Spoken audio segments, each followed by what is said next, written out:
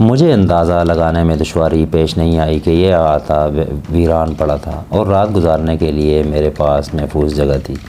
میں شکستہ دیوار پر چڑھ کر اندر کود گیا اور دبے قدموں بارہ دری کی طرف چلنے لگا۔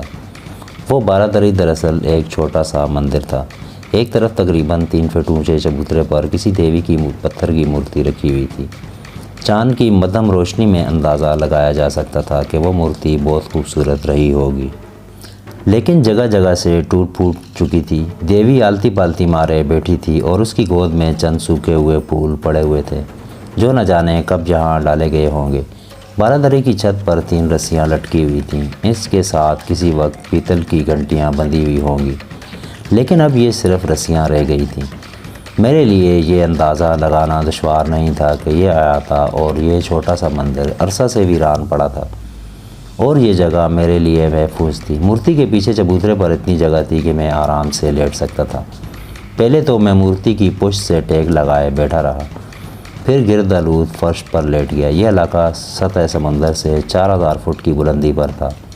شہر میں بھی سبزے اور درختوں کی بہتات تھی اور اس اطراف کی پہاڑیاں بھی درختوں سے لدی ہوئی تھیں۔ سبزے کی وجہ سے موسم میں اچھی خاصی خنکی آ گئی تھی۔ شام سے اب تک باغ توڑ میں کچھ پتہ نہیں چلا تھا، لیکن اب موسم اثر انداز ہو رہا تھا اور بازو کی تکلیف بھی بڑھتی جا رہی تھی۔ زخم میں ٹیسیں سی اٹھ رہی تھیں۔ وقت گزارنے کے ساتھ ساتھ تکلیف ناقابل برداشت ہوتی جا رہی تھی۔ میں نے سختی سے دانت کھینچ رکھے تھے۔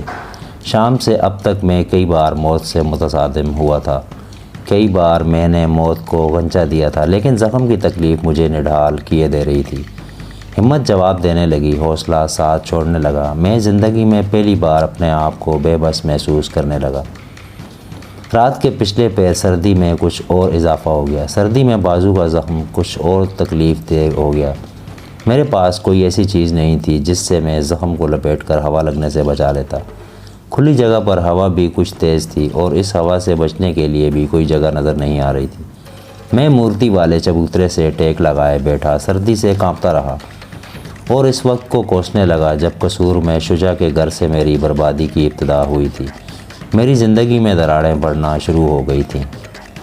بہرحال میں اپنی بربادی کا ذمہ دار رضیہ کو سمجھتا تھا۔ اگر وہ میری زندگی میں نہ آئی ہوتی تو میں آج پڑھ لکھ کر کسی اعلیٰ سرکاری عہدے پر ہوتا اور سکون و اطمینان کی زندگی گزار رہا ہوتا۔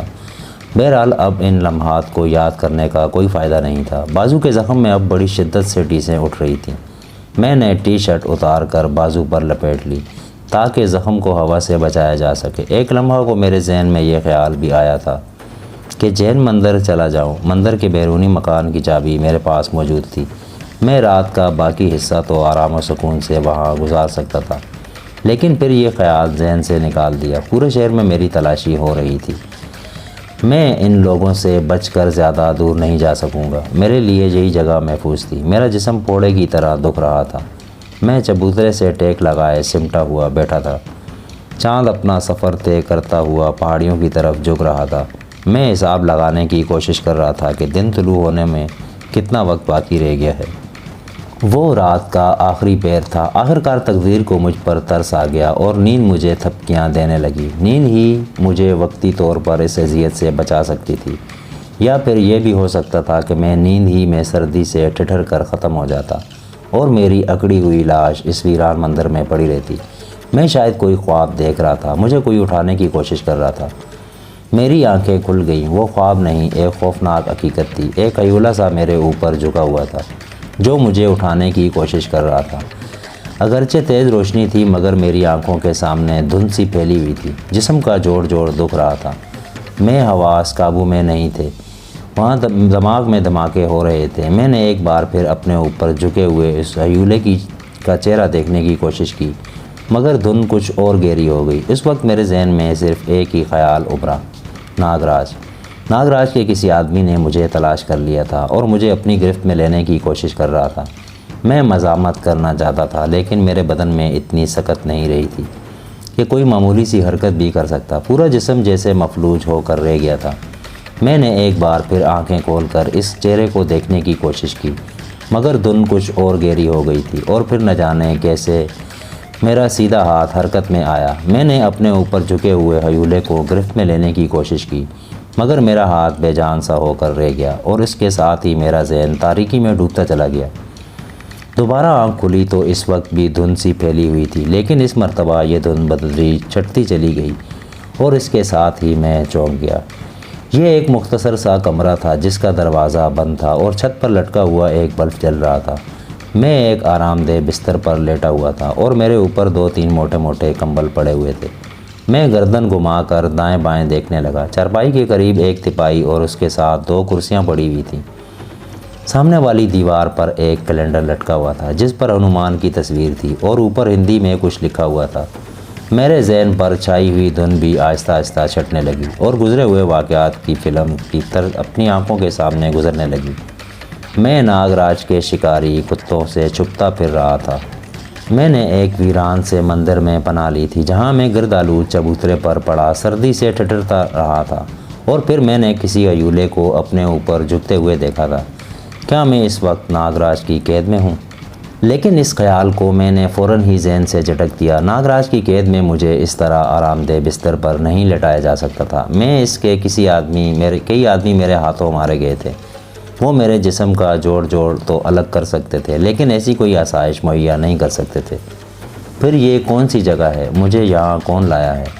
میرا حلق خشک ہو رہا تھا۔ میں نے میز پر رکھے ہوئے گلاس کی طرف دیکھا اور اپنے آپ کو ذرا سا اوپر اٹھا کر گلاس کی طرف ہاتھ بڑھایا، اور اس وقت ایک اور سنسنی خیز انکشاف ہوا۔ کمبلوں کے نیچے کمبل میں میرے بازو میں اب بھی شدید تکلیف ہو رہی تھی اور اس طرح حرکت کرنے سے بازو میں ٹیسیں اٹھنے لگی۔ میں نے کمبل اٹھا کر بازو کی طرف دیکھا۔ صاف ستھری پٹی بندھی ہوئی تھی جس پر ایک طرف خون کا ہلکا سا دھبا نظر آ رہا تھا۔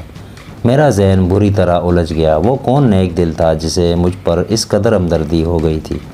میرا جسم بخار میں پھونک رہا تھا۔ پیاس کی شدت بڑھتی چلی جا رہی تھی۔ حلق میں کانٹے سے پڑنے لگے۔ میں نے اپنے آپ کو چارپائی پر ذرا سا اوپر کھینچا اور تپائی پر رکھا ہوا گلاس اٹھانے کی کوشش کرنے لگا۔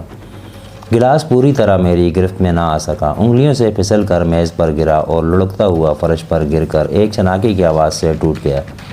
اس کے ساتھ ہی میرے دماغ میں سنسناہٹ سی ہونے لگی۔ انجانے سے خوف کی ایک لہر پورے جسم میں پھیلتی چلی گئی۔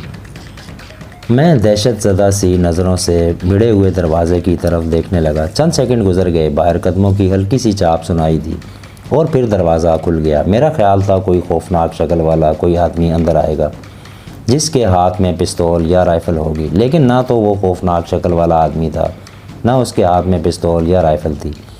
وہ ایک حسین عورت تھی، سبھی و ملی چہرہ، آنکھوں میں ہلکی سی نیلاہٹ، 5.5 فٹ کے قریب کا شریرہ اور سڈول جسم، لمبے سیاہ ریشمی بال کمر پر پھیلے ہوئے تھے۔ اس کے ہاتھ میں نہ تو چوڑیاں تھیں اور نہ ہی جسم پر کوئی زیور نظر آ رہا تھا۔ سفید اجلی ساڑی جس کے بارڈر پر تقریباً 1 انچ چوڑی سیاہ کناری تھی۔ میرے اندازے کے مطابق اس کی عمر 45 کے لگ بھگ رہی ہوگی، لیکن یہ عمر بھی اس کے حسن پر اثر انداز نہیں ہو سکتی تھی۔ اس کی آنکھوں اور چہرے کے تاثرات سے مجھے یہ اندازہ لگانے میں دشواری پیش نہیں آئی کہ وہ میری دشمن نہیں ہو سکتی۔ پانی، میں نے اس کی طرف دیکھتے ہوئے کہا، مجھے پیاس لگی ہے اور یہ گلاس ٹوٹ گیا، کوئی بات نہیں، تم اس کی چنتا مت کرو، اس نے نرم لہجے میں کہا۔ باہر کی طرف رخ کر کے قدرے اونچی آواز میں بولی، رادھا، گلاس میں جل لے کر آؤ۔ وہ پھر میری طرف متوجہ ہو گئی۔ اب کیسی طبیعت ہے؟ اس نے میری پیشانی پر ہاتھ رکھ دیا۔ تم تو اب بھی تاپ میں پھنک رہے ہو، مگر گھبراؤ نہیں، بہت جلد اچھے ہو جاؤ گے۔ تقریباً 2 منٹ بعد ایک اور عورت پانی سے بھرا ہوا گلاس لے کر کمرے میں داخل ہوئی۔ اس کی عمر 35 اور 40 کے درمیان رہی ہوگی۔ اس کی رنگت اگرچہ قدرے سانولی تھی مگر چہرے کے نقوش بڑے دلکش تھے۔ اس کی بائیں کلائی میں سونے کی 3 چوڑیاں، کانوں میں بندے اور گلے میں سونے کی باریک سی چین بھی تھی جس میں کہیں کہیں سیاہ موتی بھی نظر آ رہے تھے۔ اس نے گلابی رنگ کی سستی قسم کی ساڑی پہن رکھی تھی، ماتھے پر بندیا چمک رہی تھی۔ وہ رادھا تھی جسے پہلی عورت نے آواز دے کر پانی لانے کے لیے کہا تھا۔ پہلی عورت کے بارے میں مجھے اندازہ لگانے میں دشواری پیش نہیں آئی تھی کہ وہ بیوہ تھی۔ ہندو بیوہ عورتیں نہ تو زیور پہنتی ہیں، نہ چوڑیاں، اور نہ ہی رنگین کپڑے۔ سفید ساڑی ہی ان کا مقدر بن کر رہ جاتی ہے۔ مگر رادھا بیوہ نہیں تھی۔ اس کی کلائیوں میں چوڑیاں بھی تھیں اور کانوں میں بندے اور گلے میں وہ چین بھی جسے منگل سوتر کہا جاتا ہے۔ منگل سوتر صرف سہاگن عورتیں ہی پہنتی ہیں۔ اس نے گلابی رنگ کی ساڑی بھی پہن رکھی تھی۔ سفید ساڑی والی نے گلاس رادا کے ہاتھ سے لے لیا اور اسے فرش پر بکھرے ہوئے گلاس کے ٹکڑے اٹھانے کو کہہ کر میرے اوپر جھک گئی۔ ایک ہاتھ میری گردن میں ڈال کر ذرا سا اوپر اٹھایا اور پانی کا گلاس میرے ہونٹوں سے لگا دیا۔ میں نے صرف چند گھونٹ ہی پیا اور پھر سر تکیے پر ٹکا دیا۔ رادا، وہ عورت اس کی طرف دیکھتے ہوئے بولی، تم فوراً شانتا کے پاس چلی جاؤ، اسے بتاؤ تاپ بہت تیز ہے، اگر وہ خود آ کر دیکھ لے تو اچھی بات ہوگی۔ جی ماتا جی، رادا نے اٹھتے ہوئے کہا۔ اس نے سفید ساڑی والی کو ماتا جی کہا تھا، حالانکہ ان دونوں کی عمر میں چند ہی سال کا فرق تھا، اور میرے خیال میں ماتا کا لفظ اس نے احتراماً استعمال کیا تھا۔ رادا کے ساتھ وہ عورت بھی باہر چلی گئی۔ اس کی واپسی تقریباً 5 منٹ بعد ہوئی تھی۔ وہ چارپائی کے قریب کرسی پر بیٹھ گئی۔ دروازہ کھلا ہوا تھا، باہر بھی بجلی کی روشنی تھی، جس کا مطلب تھا یہ رات کا وقت تھا، اور میں یہ سوچ رہا تھا تقریباً آدھی رات کے وقت میں اس ویران مندر میں آیا تھا۔ یہ عورت نہ جانے کس وقت مجھے اٹھا کر یہاں لے آئی، اور پتہ نہیں کتنی دیر میری آنکھ بات کھلی، لیکن ابھی رات ختم نہیں ہوئی تھی۔ میرا اندازہ غلط نہیں تو تم وہی نوجوان ہو جس کی تلاش میں ناگراج کے آدمی اب بھی شکاری کتوں کی طرح پورے شہر میں تمہاری بو سونگھ رہے ہیں۔ اس عورت نے کرسی پر قدرے آگے جھکتے ہوئے کہا۔ اس کی نظریں میرے چہرے پر مرکوز تھی۔ تم کون ہو؟ یہ کون سی جگہ ہے؟ اور مجھے یہاں کون لایا ہے؟ میں نے جواب دینے کی بجائے اس سے سوال کر ڈالا۔ میرا نام الکا ہے، الکا اگنیہوتری۔ اس نے جواب دیا، یہ جگہ جہاں تم اس وقت موجود ہو یہ ایک آشرم ہے، اور یہاں میرے اور رادا کے علاوہ اور کوئی نہیں ہے۔ وہ چند لمحوں کو خاموش ہوئی، پھر بولی، آج صبح سویرے میں درگا ماتا کے مندر میں گئی تھی تو تمہیں وہاں بے ہوش پڑے ہوئے اور زخمی دیکھا۔ میں نے تمہیں اٹھانے کی کوشش کی مگر کامیاب نہ ہو سکی، اور پھر رادا کو یہاں سے بلا کر لے گئی۔ تمہیں بڑی مشکل سے اٹھا کر یہاں لے آئیں۔ میرا خیال تھا کہ پولیس کو تمہارے بارے میں اطلاع دی جائے، لیکن اچانک ہی میرے ذہن میں خیال آیا کہ تم وہ تو نہیں جسے ناگراج کے آدمی تلاش کر رہے ہیں۔ رات 9 بجے کے قریب بازار گئی تھی تو مجھے پتہ چل گیا تھا ایک آدمی ناگراج کی قید سے فرار ہو گیا ہے، جس کی تلاش پورے شہر میں کی جا رہی ہے۔ یہ خیال آتے ہی میں نے پولیس کو اطلاع دینے کا ارادہ بدل دیا اور رادا کو بھیج کر ڈاکٹر شانتا کو بلا لیا۔ وہ میری قابل اعتماد دوست ہے۔ تم نے پولیس کو اطلاع کیوں نہیں دی، یا مجھے ناگراج کے آدمیوں کے حوالے کیوں نہیں کیا؟ میں نے اس کے خاموش ہونے پر کہا۔ ناگراج، اس کے منہ سے گہرا سانس نکل گیا۔ وہ انسان نہیں، درندہ ہے۔ موت کا دوسرا نام ناگراج ہے۔ میں نے جان بوجھ کر کسی بے گناہ کو موت کے منہ میں نہیں دھکیل سکتی۔ میں نے اطمینان کا سانس لیا۔ کم از کم یہ تسلی تو ہو گئی کہ میں یہاں محفوظ تھا، اور الکا اگنیہوتری میری ہمدرد تھی، اور ہمدردی کی بنا پر ہی وہ مجھے بے ہوشی کی حالت میں اٹھا کر یہاں لے آئی تھی۔ اس وقت بھی تمہیں بہت تیز بخار تھا اور تمہارا بازو بھی زخمی تھا، الکا کہہ رہی تھی۔ ڈاکٹر شانتا میرا پیغام ملتے ہی یہاں پہنچ گئی تھی۔ تمہاری حالت خاصی تشویشناک تھی۔ اس نے پہلے سے تمہیں ایک انجیکشن لگایا اور زخم کی ڈریسنگ بھی کر دی۔ شاید تمہارے بازو میں گولی لگی تھی۔ ہاں، میں رات بھر جاگتا رہا اور بھاگتا رہا اور تکلیف سے تڑپتا رہا۔ زخم کے علاج کے لیے کسی ڈاکٹر کے پاس جانے کی ہمت نہیں کر سکتا تھا۔ میں نے کہا، اب یہ بات میری سمجھ میں آ گئی کہ ڈاکٹر شانتا اگرچہ کچھ دوائیں بھی دے گئی تھیں تو مگر تمہیں ہوش آتا تو کوئی دوا دی جاتی۔ دوپہر کو شانتا تمہیں دوبارہ دیکھنے آئے گی، اور اس نے کہا تھا ایک اور انجیکشن بھی دیا تھا اور اب تم ہوش میں آئے ہو پورے 14 گھنٹے بعد۔ 14 گھنٹے؟ میں نے حیرت سے اس کی طرف دیکھا۔